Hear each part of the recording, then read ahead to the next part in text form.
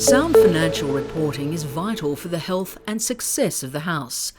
A budget details your current situation and allows you to look forward and plan. It estimates finances for the coming year.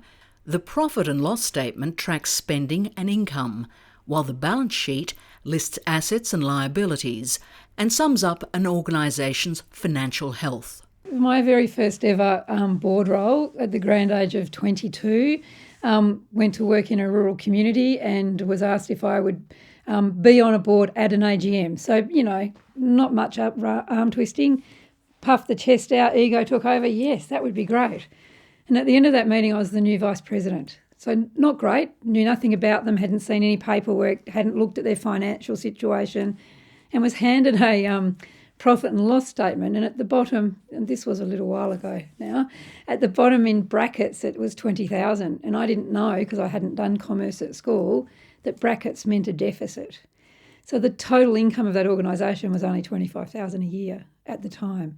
So not only had I just become the vice president of an organisation, I couldn't read any of the financial statements, but I later learnt we were trading while insolvent. So all of the decisions that we made, I was then legally responsible for. Each board member is legally responsible for what's in those financial documents and must monitor how the budget is tracking by comparing spending against major grants and other income sources.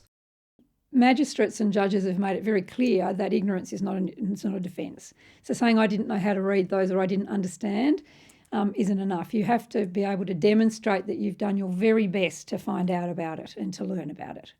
You want no surprises. You absolutely, if there's any potential risk on the horizon, any risk, including financial, it's almost a duty to report it up and for the board to be able to troubleshoot and work out how they're going to address it as soon as possible.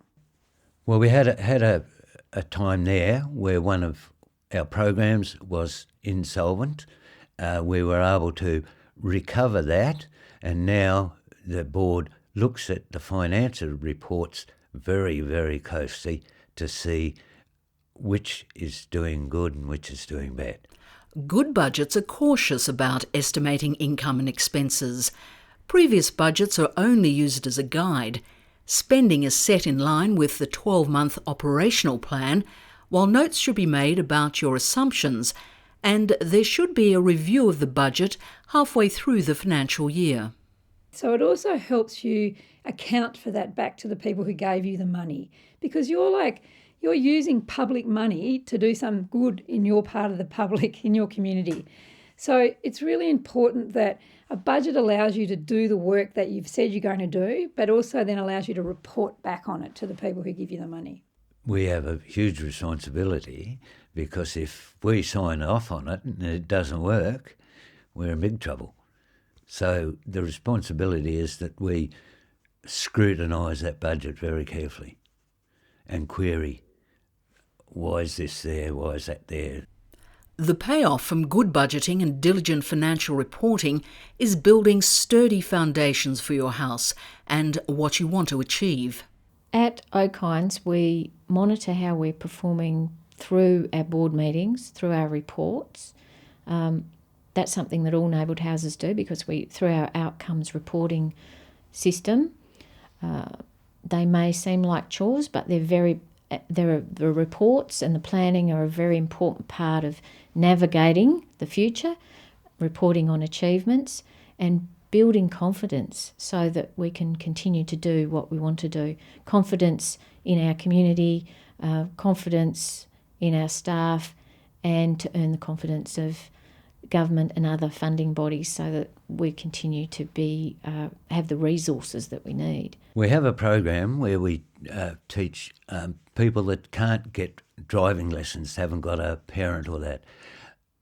It's been such a success that the RACT has given us a grant to provide professional lessons for those people. And we also get like grants, I think it's the council gave us a grant, and we supply 5 primary schools around the area with breakfast club, bread, milk, margarine, marmalade. So we supplied the 5 schools. We organise that every Tuesday morning. An example of budgeting is the Lantern Parade, which started out as an initiative in the community garden. It became an annual event, something that everyone loved, bringing hundreds of people together, so we've committed to continue that through our budgeting and planning. In this scenario, external auditors are coming to examine the books of your neighbourhood house. What information should you have ready to prove the house is solvent?